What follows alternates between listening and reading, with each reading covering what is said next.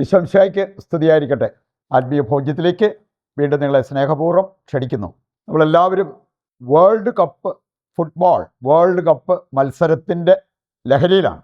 ഈയിടെ ഒരു സ്കൂളിൽ പഠിപ്പിക്കുന്ന ടീച്ചർ സൂചിപ്പിച്ച ഒരു കാര്യം, സ്കൂളിൽ കുട്ടികളെല്ലാം ഉറക്കത്തിലാണ്, അവർ ക്ലാസ്സിൻ്റെ സമയത്ത് ഉറങ്ങുക. ചോദിച്ചപ്പം അവർ മറുപടിയായിട്ട് പറഞ്ഞത്, ടീച്ചറെ ഞങ്ങളൊന്നും രാത്രി ഉറങ്ങിയില്ല, കാരണം ഫുട്ബോൾ കളി കാണുമായിരുന്നു. അപ്പം അതുകൊണ്ട് അവർക്ക് രാത്രി ഉണർന്നിരുന്ന് ഫുട്ബോൾ കളി കണ്ടതുകൊണ്ട് അവർക്ക് പകല് ക്ലാസ്സിന് വന്നിട്ടും അവർക്ക് ഉണർന്നിരിക്കാൻ പറ്റിയില്ല. അപ്പോൾ അവർ ലഹരി മൊത്തത്തിലുണ്ട് എന്നുള്ളത് നമുക്ക് അറിയാം. നമ്മൾ ഏത് വഴിക്ക് പോയാലും എല്ലായിടത്തും ഇതിൻ്റെ ഫ്ലക്സ് എല്ലാം ഉയർന്നു നിൽക്കുന്നത് നമുക്ക് കാണാൻ പറ്റും. ഈയിടെ ഒരുപാട് വാദപ്രതിവാദങ്ങൾ നടന്ന ഒരു മത്സരമാണ് അർജൻറ്റീനയും ഈജിപ്തും തമ്മിലുള്ള കളി. അതിനുശേഷം വന്ന ഒരുപാട് ഡിസ്കഷൻസ് നമുക്കെല്ലാവർക്കും ഒരുപക്ഷെ സുപരിചിതമായിരിക്കാം. ചിലർ പറഞ്ഞു റഫറി പക്ഷപാതം കാണിച്ചു, അല്ലെങ്കിൽ അർജൻറ്റീനയ്ക്ക് സപ്പോർട്ട് കൊടുത്തു, സത്യസന്ധമല്ലാത്ത രീതിയിൽ തീരുമാനങ്ങൾ എടുത്തു.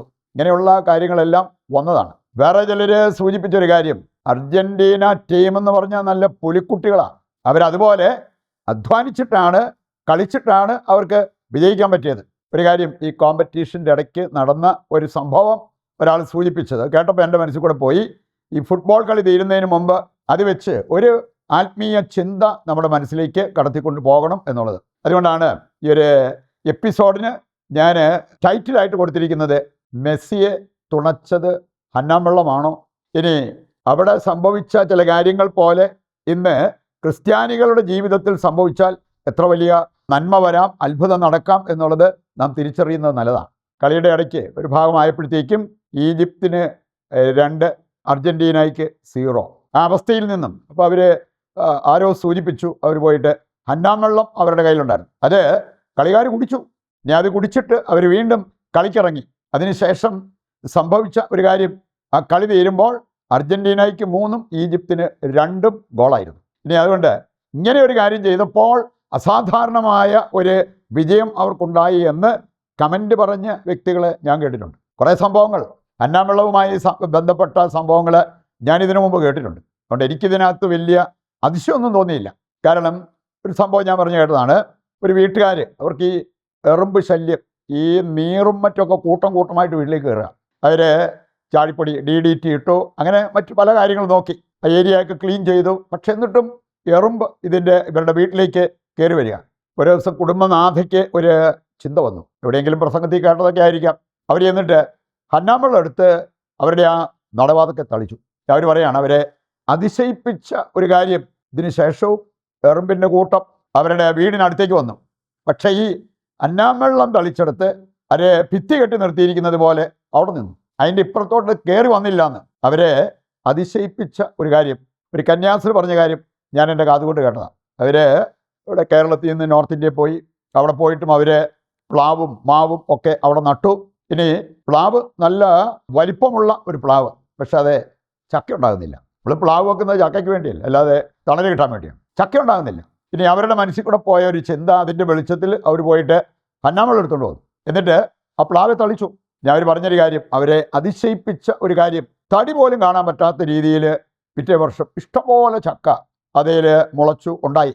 ഇനി ഇതെല്ലായിടത്തും സംഭവിക്കണമെന്നൊന്നുമില്ല, പക്ഷേ വിശ്വാസത്തോടെ ഒരു കാര്യം ചെയ്തപ്പോൾ ദൈവം അത്ഭുതകരമായി അവിടെ പ്രവർത്തിച്ചതാണ് നമ്മൾ കാണുക. അർജൻറ്റീന ആ കളിക്ക് ജയിക്കാനുള്ള കാരണം വേണേൽ ഒരു 2-3 കാര്യങ്ങൾ നമുക്ക് ചേർത്ത് പിടിക്കാൻ പറ്റും. ഒന്ന്, ആ കളിക്കാർക്ക് ദൈവം കൊടുത്ത കഴിവ്. രണ്ടാമത്തേത്, അവരുടെ അധ്വാനം കൊണ്ട് അവരാ കഴിവ് വികസിപ്പിച്ചെടുത്തത്.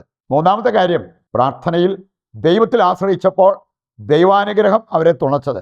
ഈ 3ഉം വളരെ പ്രധാനപ്പെട്ടതാണ്.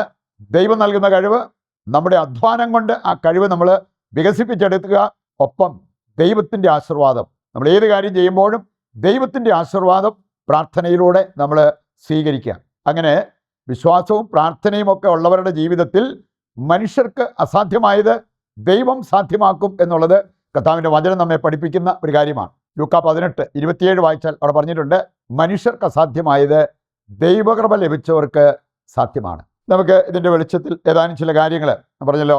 ക്രിസ്ത്യാനികളായി നമ്മൾ ഈ ഫുട്ബോൾ കോമ്പറ്റീഷൻ, ഇനി 2 സെമി, അത് കഴിഞ്ഞാൽ ഒരു ഫൈനൽ, അത്രേ ഉള്ളൂ. ഏതാനും ദിവസങ്ങൾ കൊണ്ട് അതെല്ലാം തീരും. പക്ഷെ നമ്മൾ ഈ ഒരു ഗുണപാഠം ഏറ്റെടുക്കുന്നെങ്കിൽ അത് വളരെ നല്ലതായിരിക്കും. ഒന്നാമത്തെ കാര്യം, ക്രിസ്ത്യാനികൾ പഠിക്കേണ്ട ഒരു പാഠം ദൈവവചനം നമ്മെ ഓർമ്മിപ്പിക്കുന്നുണ്ട്. സുഭാഷിതങ്ങൾ 16:3. നിന്റെ അധ്വാനം ദൈവത്തിന് അർപ്പിക്കുക, നിന്റെ പദ്ധതി ഫലമണിയും. നമ്മൾ അധ്വാനിക്കണം, ദൈവാനുഗ്രഹവും നമുക്ക് വേണം. വീണ്ടും നമ്മൾ കാണുന്നുണ്ട് പുറപ്പാട് 17:8 മുതൽ വായിക്കുമ്പോൾ മോശ, അഹ്റോൻ, ഹൂർ 3 പേര് മലമുകളിൽ നിന്ന് പ്രാർത്ഥിക്കുന്ന രംഗം, ജോഷുവയും യുദ്ധവീരന്മാരായിട്ടുള്ളവരെ താഴ്വരയിൽ യുദ്ധം ചെയ്യുന്ന രംഗം. പ്രാർത്ഥന ഉയർന്നപ്പോൾ ഇസ്രായേൽക്കാർക്ക് വിജയം, മോശയുടെ കൈ താഴ്ന്നപ്പോൾ അമലേക്യർക്കായിരുന്നു വിജയം. ഇവിടെ നമുക്ക് അധ്വാനം വേണം, ഒപ്പം ദൈവാനുഗ്രഹം. അത് പ്രാർത്ഥനയിലൂടെ നമ്മൾ സ്വീകരിക്കണം. യോശുവ 10-ാം അധ്യായം 9-ാമത്തെ വചനം എടുത്താൽ അവിടെ നമ്മൾ കാണുന്നുണ്ട്, മിന്നലാക്രമണം നടത്തിയ ജോഷുവ.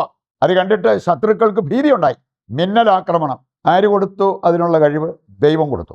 അതുകൊണ്ടാണ് അവന് അപ്രകാരം ചെയ്യാൻ സാധിച്ചത്. അത് അവരെ അനുഗ്രഹത്തിലേക്ക് നയിച്ചു, വിജയത്തിലേക്ക് നയിച്ചു. അർജന്റീന ടീം ഈ ഒരു കാര്യം ചെയ്തു കഴിഞ്ഞപ്പോൾ അവർ ഏതാണ്ട് മിന്നലാക്രമണം പോലെ കളിക്കുന്നതായിട്ടും അതിൻ്റെ ഫലമായിട്ട് അവർക്ക് വിജയം വരിക്കാൻ സാധിച്ചത് നമ്മുടെ കണ്ണുകൊണ്ട് കണ്ട ഒരു കാര്യമാണ്. മറ്റൊരു കാര്യം, വചനം വലിയൊരു പാപമായിട്ട് എടുത്തു കാണിക്കുന്നുണ്ട്, ഔദ്ധത്യം. നമ്മൾ കാണുന്നുണ്ട് 1 തീമോത്തി 6-ാം അധ്യായം 17-ാമത്തെ വചനം. ഔദ്ധത്യം വെടിയാൻ അവരോട് പറയുക, ദൈവത്തിൽ ആശ്രയിക്കാൻ അവരെ പഠിപ്പിക്കുക. ഔദ്ധത്യം 2 രീതിയിൽ വരാം. ഒന്ന്, ദൈവമില്ലേലും എനിക്ക് മാനേജ് ചെയ്യാൻ പറ്റും എന്ന് പറഞ്ഞാൽ പ്രാർത്ഥനയില്ലാതെ, ദൈവാശ്രയത്വമില്ലാതെ സ്വന്തം കഴിവിൽ ആശ്രയിച്ച് മുമ്പോട്ട് പോകുന്നത്. രണ്ടാമത്തേതാണ്, ദൈവമെല്ലാം ചെയ്യട്ടെ, ഞാനൊന്നും ചെയ്തില്ലേലും ഞാൻ പ്രാർത്ഥിക്കുന്നുണ്ടല്ലോ, അതുകൊണ്ട് ദൈവം പ്രവർത്തിച്ചോളും. ഇത് രണ്ടും ശരിയല്ല. നമുക്ക് ദൈവം തരുന്ന കഴിവ് അത് അധ്വാനം കൊണ്ട് വികസിപ്പിച്ചെടുക്കാൻ സാധിക്കണം. ദൈവാനുഗ്രഹത്തിന് വേണ്ടി നമ്മൾ പ്രാർത്ഥിക്കുമ്പോൾ അപ്പോഴാണ് നമ്മുടെ കഴിവ് വിജയം വരിക്കുക എന്നുള്ളത് തിരിച്ചറിയണം. അവസാനമായിട്ട്, ദൈവം തൊട്ടതിന് ശക്തിയുണ്ട്. അത് വെള്ളമാണ്, വെള്ളം. ഒരു ചരടാണ്, ചരട്. വ്യഞ്ചരിച്ച ചരടിന് അതിൻ്റേതായിട്ടുള്ള ശക്തിയുണ്ട്. നമ്മൾ കാണുന്നുണ്ട്, മാമോദീസ കൊടുക്കുമ്പോൾ ആ വെള്ളം വ്യഞ്ചരിക്കും. അതിൻ്റെ ഫലമായിട്ട് പാപമോചനവും രക്ഷയും ആ വെള്ളത്തിലൂടെ കൈവരുന്നു. അതുകൊണ്ട് തന്നെയാണ് ഹന്നാ വെള്ളത്തിനൊക്കെ ഇതുപോലെ പ്രവർത്തിക്കാൻ പറ്റുക. മർക്കോസ് 6:48 മത്തായി 14:25 വായിച്ചാൽ വെള്ളത്തിന് മുകളിൽ കൂടെ നടക്കുന്ന യേശുവിനെ കാണാൻ പറ്റും.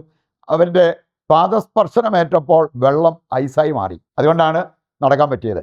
1 രാജാക്കന്മാർ 5-ാം അധ്യായത്തിൽ നാമാനെ സുഖപ്പെടുത്തിയ ജോർദാനിലെ ജലം അവൻ്റെ ചർമ്മം കുഞ്ഞുങ്ങളുടെ ചർമ്മം പോലെ മൃദുലമായി. കുഷ്ഠരോഗി മാറിയിട്ട് അവന് മനോഹരമായ ഒരു ചർമ്മം ലഭിച്ചു എന്നുള്ളത്.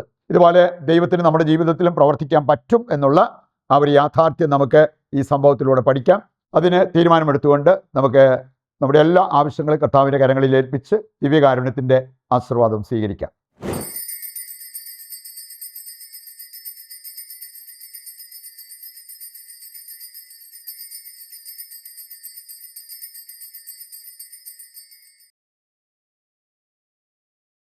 പരിശുദ്ധ പരമ ദിവ്യകാരുണ്യത്തിന് എന്നേരവും ആരാധനയും സ്തുതിയും പുകഴ്ചയും ഉണ്ടായിരിക്കട്ടെ.